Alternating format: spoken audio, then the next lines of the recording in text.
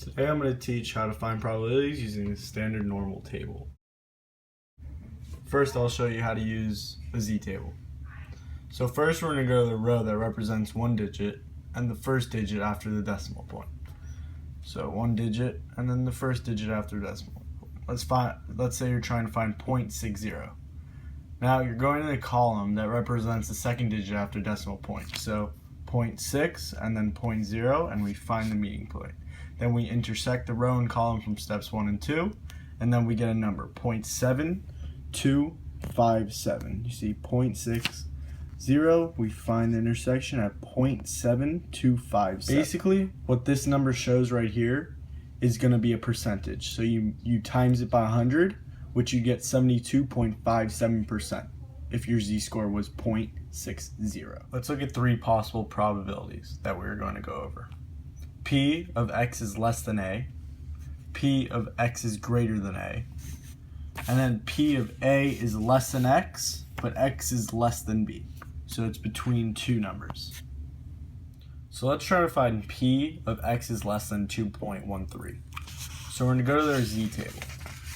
We're going to look for 2.1 because that's the first digits.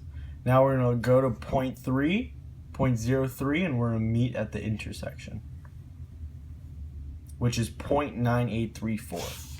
So this equals 0.9834. So now we're going to try to find the probability that x, is greater than 2.13. So we saw here that we got 0.9834, correct? So now we're going to try what's greater than that. So what's going to be greater than that is what's going to be left over, because probability always equals 100%, which in this case would be 1.00. So we're just going to subtract this by 1.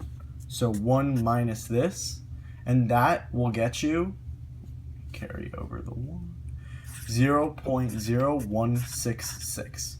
So the probability that x is greater than a will be 0.0166.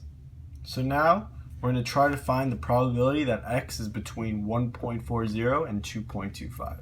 So we look at our z-table and we find 1.4 and then go to 0, which is 0.9192. So now we're going to put 0.9192, okay? Then we're going to go find 2.25.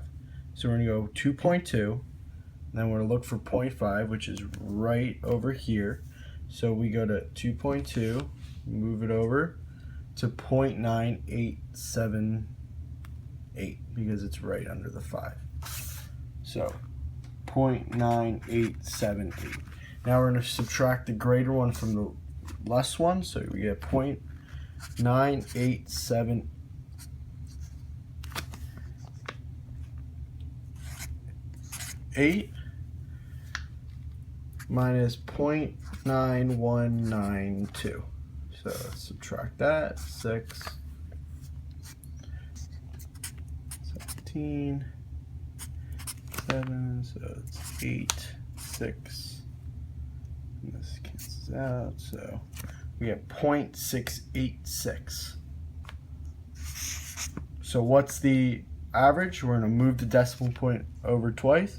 We get 68.6%. Now I'm going to show you the curves.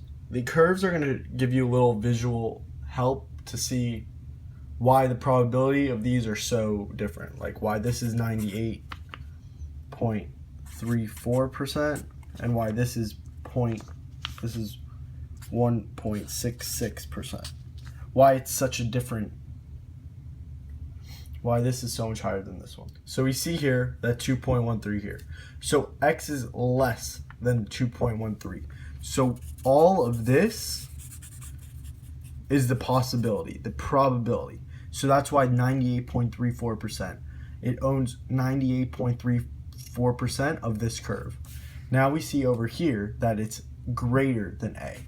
So all we can take is this small amount, which is greater standard deviations to the right, which is just a less probability of getting these answers. So that's why it's only 1.66%. Now we look over here and we were looking between two numbers, but the numbers were pretty far apart.